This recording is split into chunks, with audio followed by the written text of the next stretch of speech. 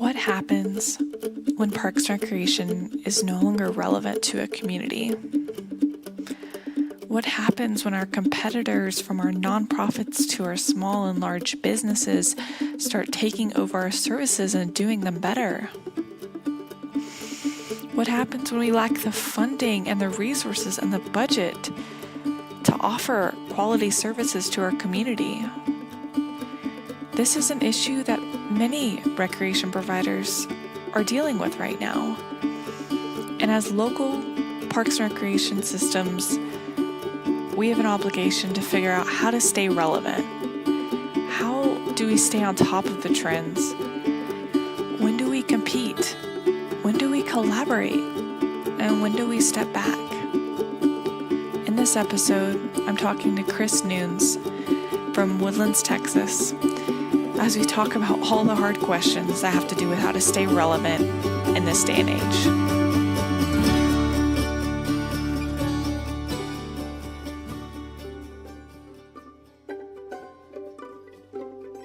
Hello, everyone, and welcome to Becky Talks Parks. This is a podcast for parks and recreation professionals who are passionate about raising the bar in the field and in their communities.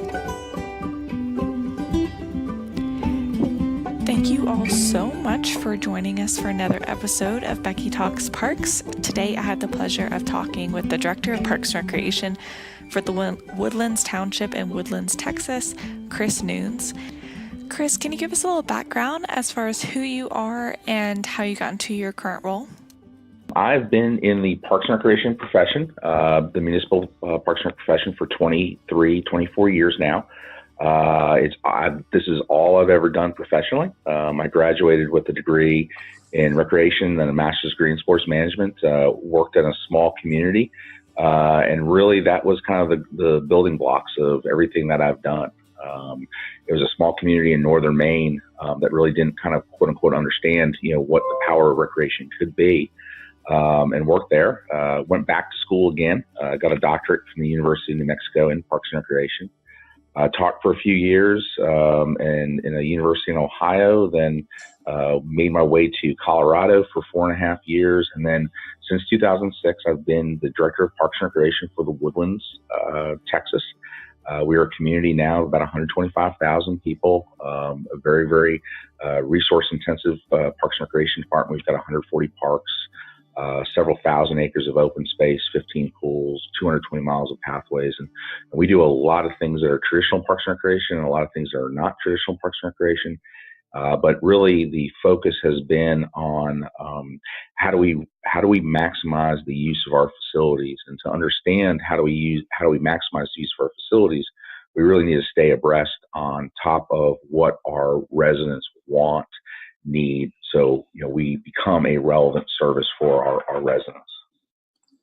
So that's actually a great segue, because you shared your presentation that you speak about across the country. And one of the statements in there is, the longer you work in Parks and Recreation, the harder it can be to relate to what your users are experiencing. So now that you've been in this profession for over 20 years, why does this statement speak out to you, and what's kind of the bigger picture going on here? The bigger picture is, we too often program recreation as we like it or we grew up with it. I when I do this presentation, I tell the story all the time of, back when I started my career, I was coaching a youth basketball team, a girls basketball team, 5th and 6th grade. And what did I do? Picked up, basically, I played high school basketball, picked up the playbook from my high school 10 years ago and started teaching 5th and 6th grade girls. But that wasn't the right offense to do. It was a high school, and 5th and 6th grade basketball is completely different. And that's the same thing I think we get into. We program what we know, and we only know, as Parks and Recreation professionals, one little segment, what we're passionate about. If somebody's passionate about aquatics, or somebody's passionate about, just basketball, there's 1.5 million different other recreational activities that our residents are doing. We have to be aware of that. And if we are just focusing on, say, for example, basketball or softball, what are we missing? And the residents these days, our customers these days, our residents these days are saying they're not looking to necessarily Parks and Recreation as the first provider of recreation. We have to recognize, and this is something I speak a lot about, is the competition aspect. That we have to understand that we are just one part of the recreation provider spectrum. There are nonprofit providers. There are for-profit providers. There's public-private partnerships out there that are providing recreational services, and we have to continually evolve over time of the services that we provide, the activities that we provide, the programs that we provide, because our resident base are changing. Even if you're a small town in the middle of nowhere, North Dakota, your recreational habits for your residents are probably evolving over time. So the stuff that you did 20 years ago might not be appropriate today, and that's the real gist that we're trying to get to when I talk around the country, and also as we program ourselves in the woodlands. So how does a Parks and Recreation agency know if they're actually being relevant? Well, I think you can always look at your numbers. Who's coming to you? Are you in growth mode? It's kind of that classical product life cycle. Here's a great example. Another great example of I was on the road giving this session, and this gentleman pops up and he said, my basketball league, my softball league, or something to that effect, went from 55 teams to 50 teams. He said, "What do I do?" And I said, "Well, first of all, you've got to realize is where did those five teams of 10 players, 15 players go? It may not be that they just don't like softball, or it may be the fact that softball no longer interests them. So what are they doing? Are they going to lacrosse or ultimate frisbee? Are they playing kickball? Are they doing wiffle ball or whatever? Because softball is no longer relevant to them. So we've got to monitor that we just can't be stuck on XYZ event or activity or program or service. We have to say, hey, if we're losing numbers, if we're contracting in the numbers, where are those people going, and why are we losing them? From that standpoint, are they going over to a newer, better facility? Are they going over to new activities that we don't have in our program mix as a public parks and recreation department? Those are the questions that need to be constantly asked, not we're doing a 5-year program plan, but it is during every program cycle that we're asking, every month that we're asking in our staff meetings, where are these people out there? What are their needs? How are they recreating on a constant continuous improvement process basis? So it seems like there's this need to keep a pulse on what your community wants and needs, but do you have a philosophy on how best to do that? I mean, there's more formal approaches and informal, but what has found for your organization to really work so you can stay relevant? Really, it's the informal process. There are people who tell you that the concept of a strategic plan, which used to be 24 to 36 months, really needs to be focused on the 12 to 18 months. But so it's so evolving. That's what I'm really trying to say, that these things are fast moving. Where I find it the most important day is constantly searching out, or just even in our own personal Twitter feeds and Instagram feeds and our Facebook feeds, those types of things, of seeing what's going on in our community. Of wow, I mean, in terms of my own personal Facebook and Instagram, I'm friends and I follow various other recreational providers to figure out what they're doing. And then that will help me understand whether I should or should not compete with them. So we've got to get that aspect of competition. But the other thing too is I try to encourage a lot of folks to do is, be a consumer of your own recreational services. On Fridays, you caught me on a Friday today, is typically my day in the park, where I'll just go out to a few parks and walk the parks to make sure that they're being maintained well, and all that type of stuff. But also I'm trying to listen to what the two moms who are watching their kids doing, the son and the father and son who are throwing a baseball or a football together. What are they saying? How are they interacting with the parks, to kind of pick up some new trends? Those are the things that we need to be out there, and also use the park system that we are managing. I'm a resident. I've always been a resident of the places where I've managed. So my kids go to the programs. I see what they're doing. I see how they're doing, how the kids are improving in the classes or not, and also just being a fly on the wall and listening to those parents either complain or have great news about, hey, this summer camp program is the best thing in the world. Our swim lesson programs are the best thing in the world. Well, that's pretty good because we're in a larger community right now, and nobody knows who I am necessarily. And it's like, great, that's such positive feedback that we can take that we're fitting those needs. Absolutely. Just taking the perspective of the customer and trying to understand how they would perceive your services. Well, and the other thing too is look at how I know this is a tough stretch for a lot of people, but look at how markets, supermarkets are evolving. Look at how some of those, like the Ubers of the world, are evolving, and you've got to kind of put into your head is, when is the right place? And of course, this is a financial discussion as well. Is how do we know people are gravitating to on-demand services. We know people are gravitating to, I want the service now. I don't care if it's 4 o'clock in the morning or 2 o'clock in the afternoon. I want this service. Should we be a provider? Those are those ongoing discussions that we as Parks and Recreation need to have.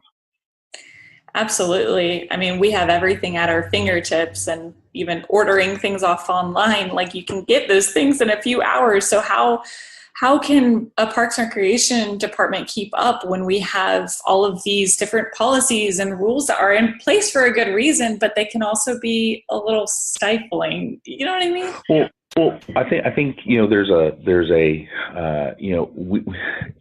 we need to get away. And we did this about 10, 12 years ago, got away from being a soup to nuts provider of recreation services. And I kind of sometimes use the term womb to tomb service provider, where we're going to take care of you from prenatal class to senior activities.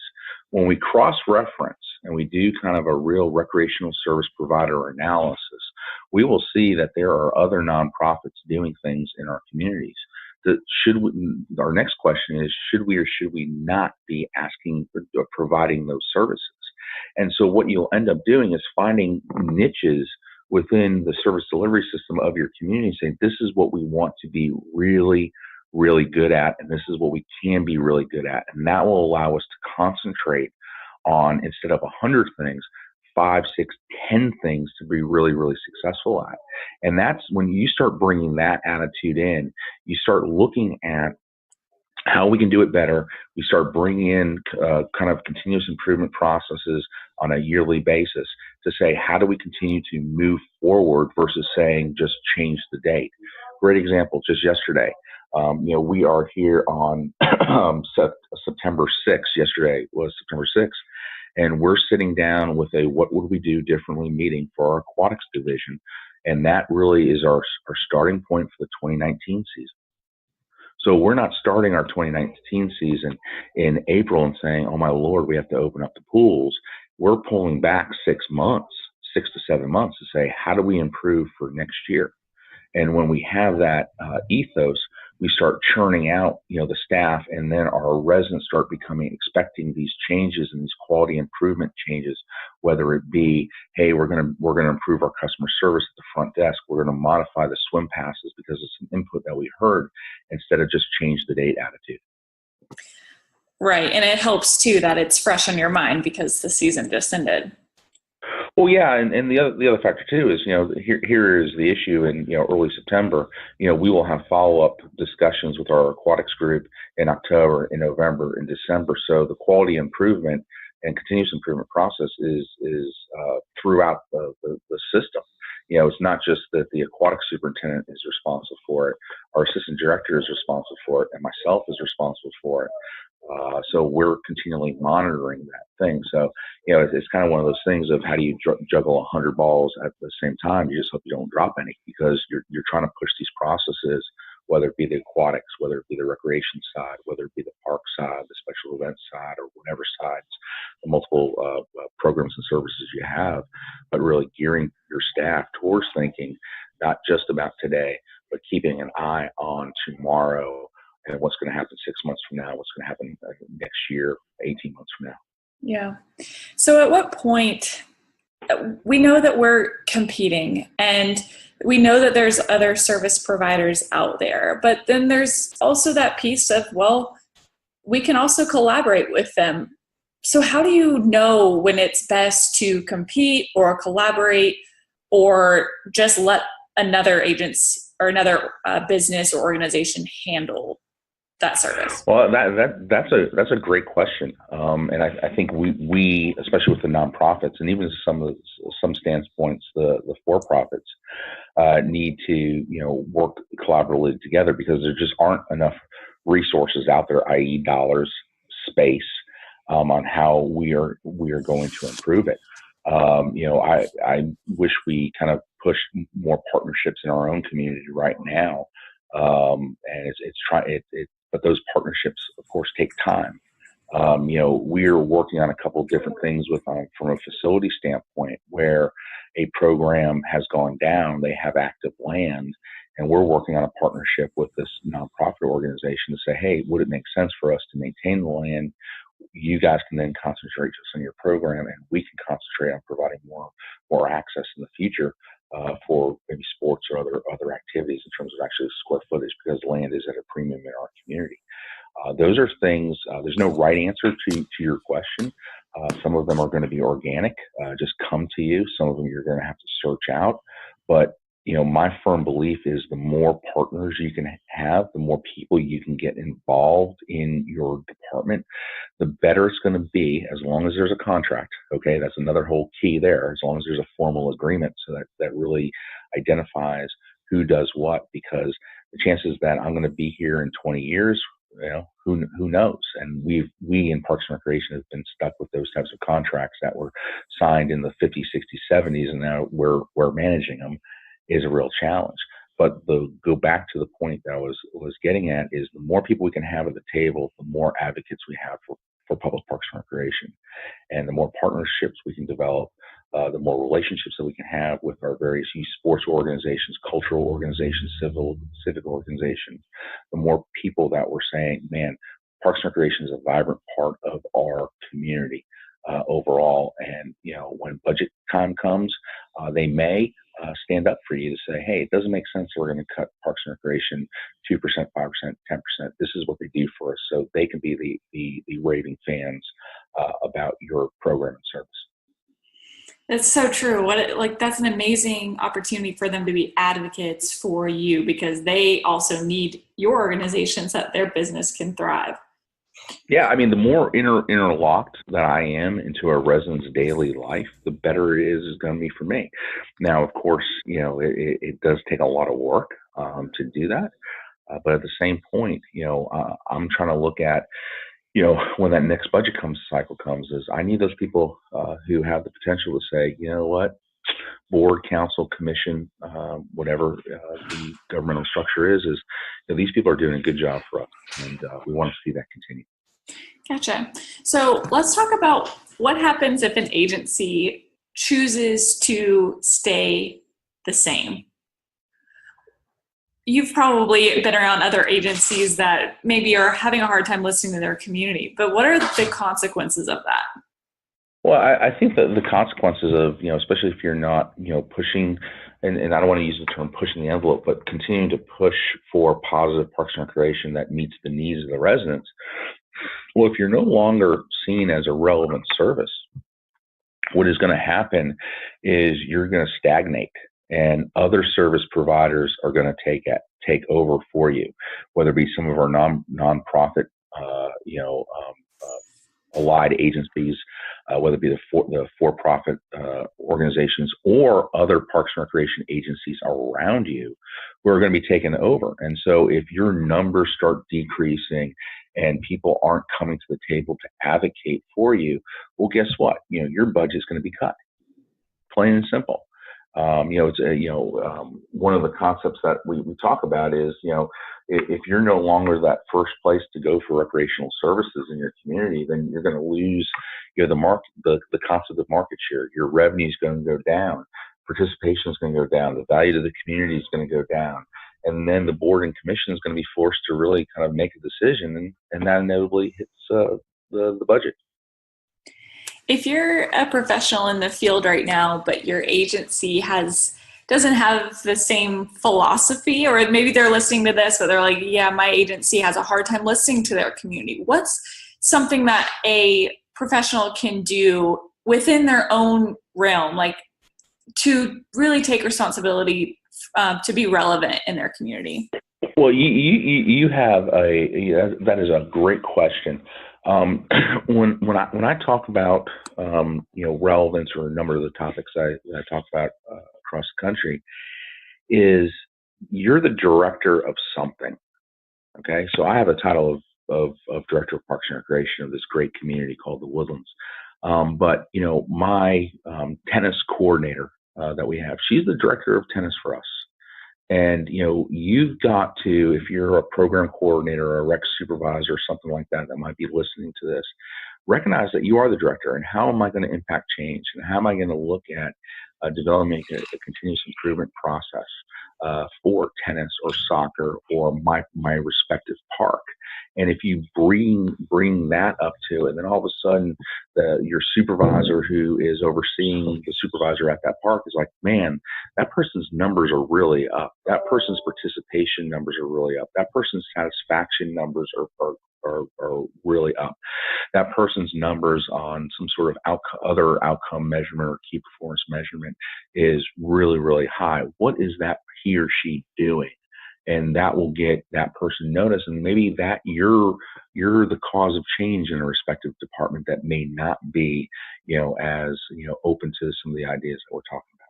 As agencies may not have the resources to, maybe they just don't have the staff. Like you have a 3 or 4 person team, and you don't necessarily have the money to staff new programs, and then all of a sudden you're like, wait, if everybody else around me is offering these services, then what are we doing? Like, what happens when an agency just finds that they can't fund the programs or the services that a community needs? Like, is there something else that they can consider? Well, I think that is a interesting question, and there was a speaker who was on the Parks and Rec circuit a number of years ago. You need to find the way. You need to figure this out. Whether you have, my career started as a one-person Parks and Rec department. That's it. And we had to figure out a way. When I got to Colorado, there was no money for playground renovations. There's no money for this. We had to figure out a way. So we became, a grant writing machine because it was passionate about this. So, that's the issue of, kind of woe is me. My department doesn't do this, or I don't have the resources to this. If you're passionate about Parks and Recreation, you're going to figure out the way. Whether that means that you're going to bring more people to the table, you're going to bring the Lions and the Kiwanis and the JCs to the table to say, hey, I need some help here to build a park or to get letters of support for a grant. Or, hey, listen, I'm going to figure out how to work and network with the YMCA or the JCC or some other nonprofit provider. Or, hey, wouldn't it make sense if I were to get into more relationship with the various youth sports organizations? That has been a key to my success over the years. When I didn't have the money, and it's the ethos that we still take, is how do we become part of that community if we don't have the resources? And even if we do have the resources, it makes even more sense. Well, what does it mean for you to raise the bar in Parks and Recreation? I think to raise the bar means to push recreation where it may have never gone before. And so, I'm somewhat of a historian of Parks and Recreation, recognizing that we started off into the curing of the social ills in the Industrial Revolution, and then, of course, over time, it's morphed and modified. But those needs are still there for all our communities, whether you're an inner city community or an urban community or a suburban community or even a rural community. We do a lot of things in our community, and that might be considered pushing the bar in terms of our business and operational planning of how we approach things. But we do that so we can ensure that those kids have that access to play. So it goes hand in hand. How do we need to be so far out on the business side to make sure that the side where recreational activities that can be used for growth and development of youth, of families, is still part of our community. And one thing that you say in your presentation is that change is a process, and it happens first as an individual, and then the agency eventually will change as individuals raise their own bar. Yeah, you've got to look at that, and the other thing too is, most people are like, oh, Chris, it's great that you do that there. And they just sometimes think that these things, are overnight, that we're just going from this philosophy to this philosophy. But most change in my experience, when you're trying to change a philosophy or an approach is a 2 to 3 year process. You got to build up your steam. You got to get the people on board. You got to show them some small victories. You got to, show them the improvement, and then you get that train really running. And then it's often running, and you're going in a different direction. You've got the people on board, and you've got the people on board to sustain those challenges that you'll have. I agree. Challenges are inevitable, but it's how we react and respond to them in a proactive manner that really makes all the difference. Thank you so much for your time today, Chris, and I so look forward to how you and your agency in Woodlands, Texas continue to stay relevant. Thanks for sharing your wisdom today.